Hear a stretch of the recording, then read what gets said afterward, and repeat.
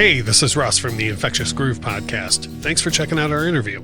Please hit the like button and remember to subscribe, share, and leave us a comment. You can also find and subscribe to the Infectious Groove podcast on your favorite podcast provider. Then check back with us on YouTube for a new vinyl video every Thursday. Now, here's the interview.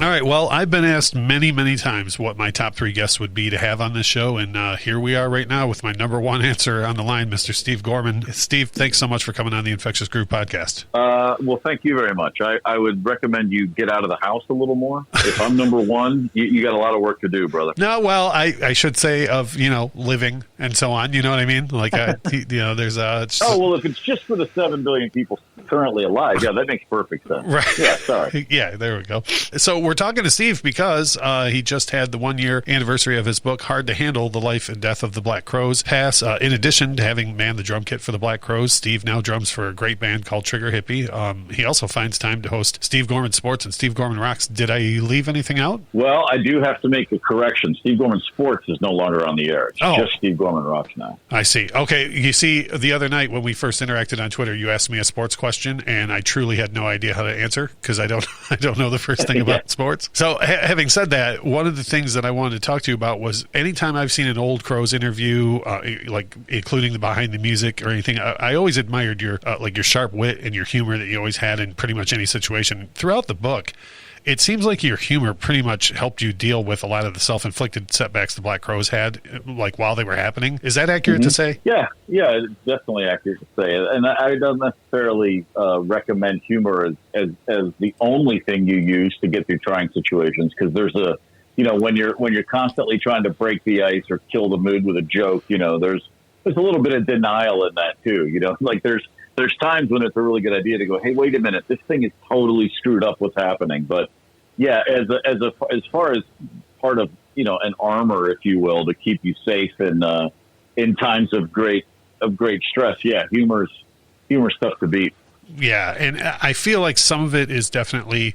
In hindsight, from what I read in the book, like one of the biggest examples I could think of was, your reaction to the conversation you had with Jimmy Page regarding why the Page Crowes tour was cut short. Certainly not funny at the time, but the way it's written in the book, it's so well written that the reader almost has to kind of laugh along with you, like, I can't believe this happened. Well, I think that I think the whole thing's funny. I mean, obviously there's sadness and great pain and some moments of real, where there's no humor to be found as it's happening. But yeah, looking back, I mean, I don't think any of it's precious. I was never precious about the band, even when I was in it, in terms of, we're a rock band, and the band was made up of a bunch of people of varying curiosities, intellects, talents, all brought wonderful things to the table.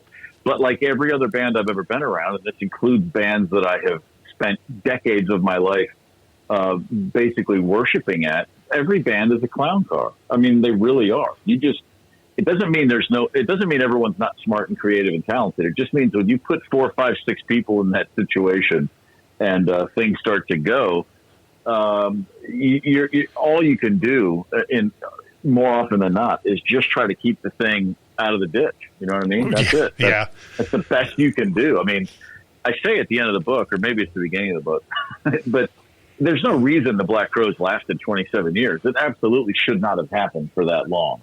Or that, or starting with me anyway, Mr. Crow's Garden and the Black Crowes. The band just was not the kind of band that has a lengthy run. It's like it's through a lot of luck and a lot of stubbornness and bullheadedness and having a great manager and a few other things that the band stayed around as long as it did. But if you go back in time in 1987 all the way up till the record came out in 1990, I would have never bet on us being one of those long-term bands. I thought we were great. I thought we had a lot of potential. I thought all that, but yeah, we weren't the band we weren't the careerists. You know what I mean? For sure.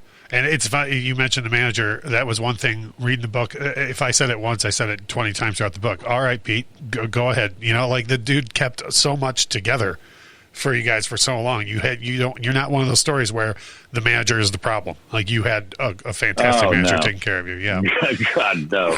It's so not the case. I mean, when when we took direction from Pete, the results speak for themselves. You know, we went in 4 years' time. We went from a band nobody had heard of to a band that was headlining European festivals, and that was largely because we allowed Pete to do his job.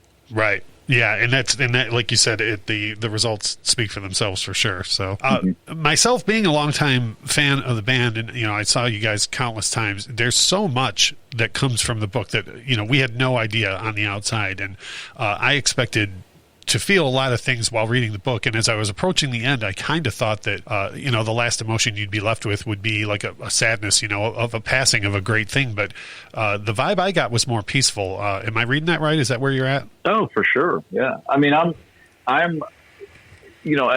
my feelings for the band, I mean, for the records are always there. The gigs are always there. They were recorded. The music speaks for itself. As far as what it was like, and the things I've always said are it's a sad story, and I'm really glad it happened, and I'm grateful for all that came to my life from that experience. And the Black Crowes, there's a lot of woulda, coulda, shoulda in the story of the Black Crowes, like in so many other bands. I think we took it to the nth degree. We carried that thing as far as we could. The old snatching defeat from the jaws of victory. We were pretty great at that. Yeah. And in terms of that, if you just look at other bands around us, and not just bands from our generation, but older and now even younger bands, I'm forever sad that we didn't do all we could have done. But in terms of my life, just me on this planet, it's fantastic, man. I think I said to somebody once, it's like being seventh in the world at the 100-yard dash. You might not get a gold medal at the Olympics, but hell, you're still seventh in the world. Right. Yeah. It's still pretty amazing. You know what I mean? No, absolutely. When I talk about all that we left on the table, it doesn't mean that I'm not supremely appreciative and proud of all that we actually did get done. For sure. And that vibe does come along in the book. What was weird for me was because with my history with the band, there were times where I saw you guys that were some of the best rock concerts I've ever seen. But then now when I read the book and I reconcile with what was going on behind the scenes with that great show that I saw, does the fan reaction help to some extent with that? Like when you've talked to fans and they've told you, I didn't know that was going on, but we saw this hell of a show or whatever. Does that help you some with kind of rebuilding what the end result was? Oh, I've never felt like I had to rebuild it. I mean, I've always seen it there's a very clear line between what it took to get that band through another day and what people saw and felt and heard. The point of the book wasn't to say like, hey, here's just some salacious stuff behind the scenes. I mean, it's really just about me and my inability to, if there's a subplot or a, sub-theme or whatever. And I think that, I know for a fact, because I've heard this from enough people, that it's way more apparent the second time through.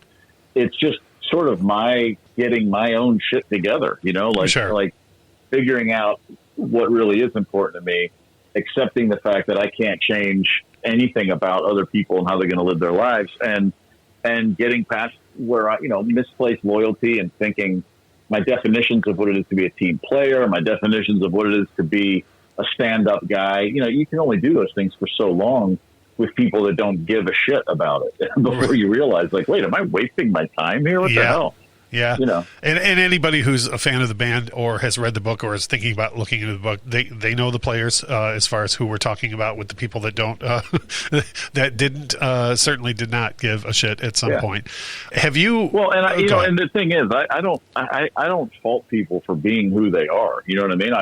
It's the last thing on my mind is any bitterness or anger. The only thing I look at is me, and the only thing I can affect or change is me. So that's my focus is all on just not repeating mistakes and learning from everything I've experienced. So, but I think that it's the kind of book where, depending on what you're expecting or hoping for, is going to flavor your reading very, very strongly, at least the first time through. Yeah, for sure. Well, for me, there were things that on the outside, I never knew why the Page and Crows thing was so successful and then disappeared. Like from a fan realm, it was just like, okay, on to the next thing. So for me, it was interesting to see the veil lifted off of those things. And like you said, not from I'm going to share this, behind the scenes stuff, but just more of a clarification for everybody as to how and why things happen. Yeah. One thing that's cool for me is being from Detroit, we have at least 1/6 claim to the Black Crowes by way of Eddie Harsch. Of course. There's certainly, I love near the end of the book, kind of after you discuss the end of the band, there is a piece about Ed in there. Do you have any memories maybe of Ed around the Detroit area, just being Ed, that you might want to share with us? Yeah, I mean, there's just, it was apparent from the jump how much he meant to all the people. Fans in Detroit, they loved having a local guy in the band. We had played Detroit a bunch in 1990. We did at least 4 or 5 shows in that area. But the second Ed turned up with us, our first time back, we did the Palace at Auburn Hills with ZZ Top. But then, but that was it for that year. When we went back in 92 and played the Fox, it was like an Ed Harsch welcome wagon. You know what I mean? It was so great. And just to see fans that, they already liked the band or whatever they loved about the band. But, like you said, there's just such a connection when there's a guy from your town in the band. And just Ed's regular involvement with fans was always the best. It was always hilarious. He was very present with fans. He never had any weird moments that anybody saw, but especially in Detroit, there was just so much warmth and appreciation for the guy. But then as the years went on, I would have conversations with people anywhere in the world. You could be at an airport or just at a ball game or just at the grocery store, anywhere. And somebody would come up and go like, "Oh, hey man, I'm from Detroit, man. I saw Ed at a bar like a month ago. And I just went up and said, I just love his playing. And I just thanked him. And man, we ended up sitting there for an hour together. You just get those stories all the time. And oh yeah. He never left anybody feeling worse than when he found them. You know what I mean? And that's the truth. Believe it or not, that show at the Fox Theater was my first Black Crowes show, and in the years since, I had at least 1 or 2 of those Ed moments where you would just run into him in a bar downtown, and part of me is going, "Holy crap, that's the keyboard player for the Black Crowes," but then he made you feel so at ease that it wasn't even like that after a couple minutes.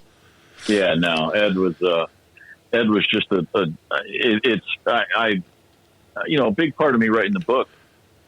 I'd thought about it. I'd talked about it. People had said to me for years, "You got to write a book," and it was nothing I ever seriously considered until Ed died. And I really had a very strong sense of, to me, the Black Crowes were officially dead and buried in early 2014. Yeah. Ed died in the fall of 17, and it was kind of like, okay, I already knew that the band was dead, but now it's officially like this. The thing that the essence of what made that band great at its greatest, Ed was a huge piece of, and it wasn't a question of we're going to get back together and be the Black Crowes again, but the idea that you're never going to pick up the phone and call that guy again. The fact that he's really not out there anymore. I was shocked at how it was kind of unmooring. I felt adrift for a couple days, but very soon after I felt at peace with where the band's story, like there wasn't anything left for me to process or change my opinion on. I felt very much like, I do understand this story and I understand my life with the band. And, like I said, I had this thing of sadness and gratitude and appreciation. Those were going to commingle in my central nervous system for the rest of my life. And it makes sense to me. And I get it. Like, I don't think if I talk to you in 5 years or 10 years, I don't think I'd say, I see it really differently now. I mean, I can't imagine that. It might. I mean, who knows? But yeah, I get that impression from the book. The way everything lined up, the way it all settled inside me, just felt very permanent, and I was totally cool with it. Yeah, and like I say, what I touched on earlier, that's exactly the impression I get from it. It's not a remorseful thing, and again, for those that are going to read this book, there are times where I think that if you had left the band, because I'm sure there were at least 3 or 4 times before you did leave that you were right on the brink, and I think that in those times I get the impression you wouldn't feel that way, but when you did leave, it was the right time, and now things are definitely over. Oh yeah. I mean, when Chris blew it up in 2014, it's easy to say he did everyone a favor. I mean, a clean break is oftentimes that it's harsh in the moment, but it's easier long term. I mean, and that's what it did to me. It wasn't a question of when he made his demands, I didn't lose sleep over it. I didn't yell. I didn't rage. I honestly, it was so absurd. We did laugh about it at first. But the thing that hit me, it was quite simply, this is great. I now know I'll never be in a room with that guy again. Right. Why would I? Why would I spend 1 second of my life with somebody who thinks that's something he can demand after 27 years? Which was, it's like, yeah, I don't want to give it away, but holy shit. reading those demands was insane, just from a fan standpoint. Yeah. Well, that's what it's insane. It's just not something people do. I mean, it's and it just speaks to the different planets. Even when we were aligned, the band, everybody came to that band from different planets. It looks like sometimes in hindsight, but certainly by 2014, we were in completely different worlds. As far as I've said this a bunch too, but it's really true. And I was aware of this early on. When a bunch of guys in their late teens and early 20s get together, you don't have long-winded conversations about your values, right? Your ethics. You talk about, oh man, we sound pretty good. Right. Yeah. Let's go get a record deal. We didn't even have conversations about why we wanted a record deal. It was just this given in 1987. You go get a record deal. You put a record out. You tour. I mean, that was the depth of our conversations. We just wanted the same things desperately, but why we wanted them and what we thought they meant couldn't have been worlds apart. Yeah.